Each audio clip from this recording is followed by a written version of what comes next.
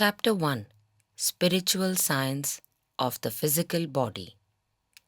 Most beautiful and wise creation by universe is life on planet.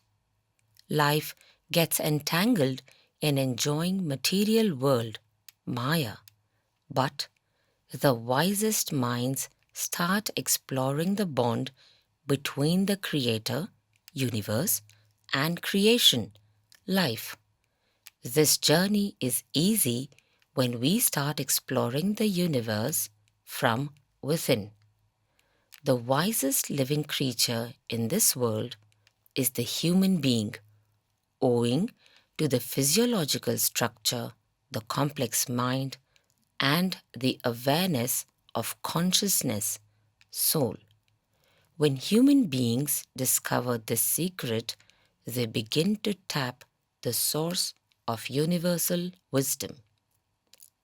We have both a physical and a spiritual body that are intricately intertwined. According to Patanjali Yoga, there are three types of bodies: the gross body, the subtle body, and the conscious or spirit body.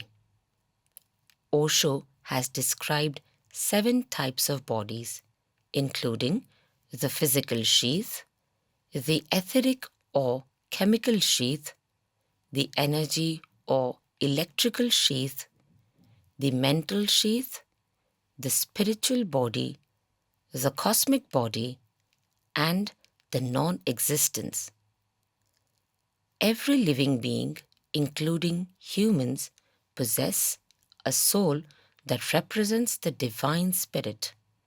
This soul is also known as the Jivatma, the perceived manifestation of the divine soul within a living entity.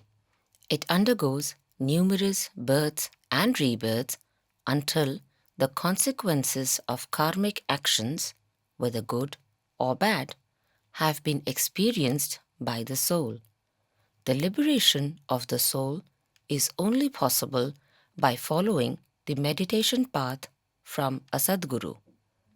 One must acquire the skill to liberate the soul and merge it with the Supreme Soul. At that stage, the individual soul or Jivatma transforms into a divine soul embodying divine qualities and powers.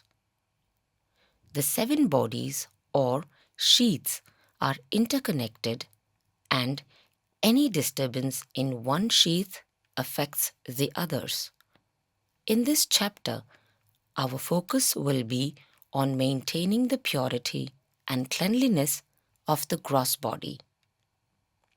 If the gross body is afflicted with diseases, weakness, or inefficiency, one's life becomes miserable and material possessions, luxury, and wealth cannot provide true happiness.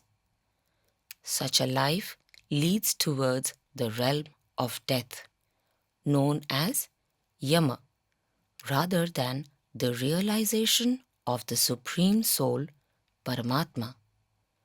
By keeping the gross body healthy, pure, and clean, we can enjoy material things and lead a spiritual life simultaneously.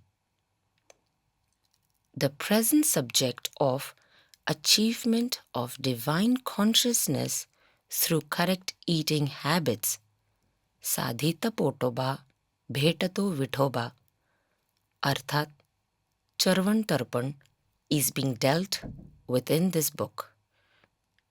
Good health and nourishment of the body depends upon the digestion of food and healthy habits of a person.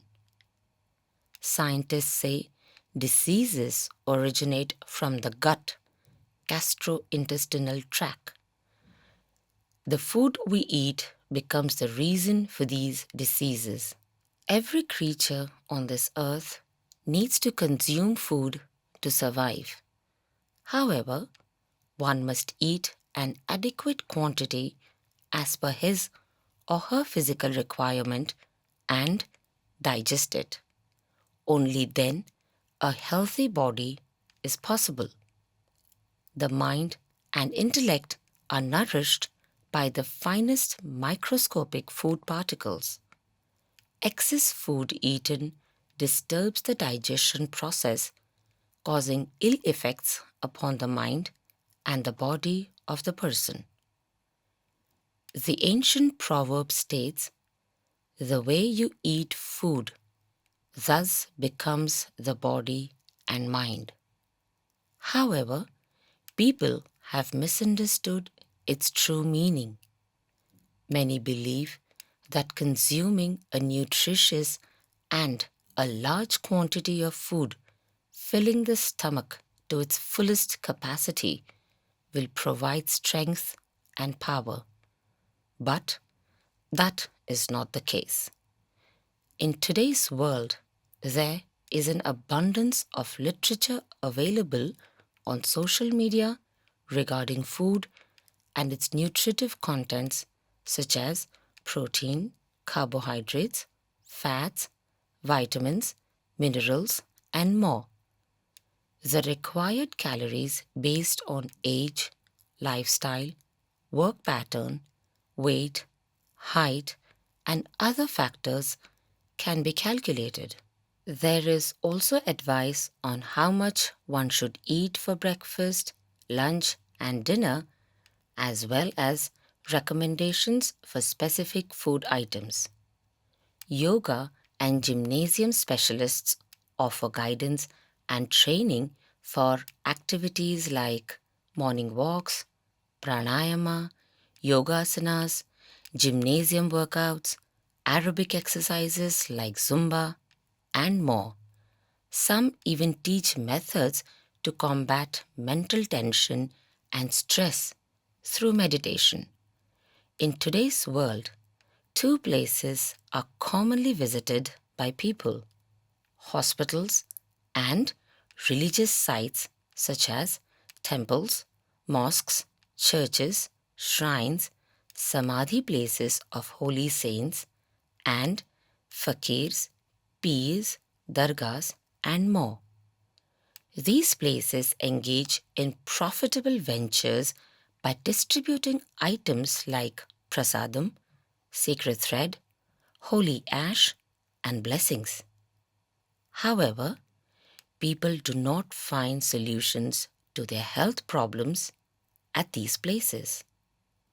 A significant majority of these individuals suffer from mental stress, physical ailments, and unnatural fears, which have a profound impact on their body and mind. They are unaware that many of the diseases they suffer originate from the gut or the gastrointestinal tract, where proper digestion of food does not occur. This directly affects not only their physical and mental well being, but also their emotional and spiritual state. Let us examine the physical condition when one is hungry. It is observed that when a person is hungry, they feel a depletion of physical strength. Conversely, after consuming a full meal, they often feel lethargic or end up sleeping. When a person eats 3 meals a day, a significant amount of their energy is expended on the process of digestion, leaving minimal energy for vital organs such as the brain, heart, and musculoskeletal system to function efficiently.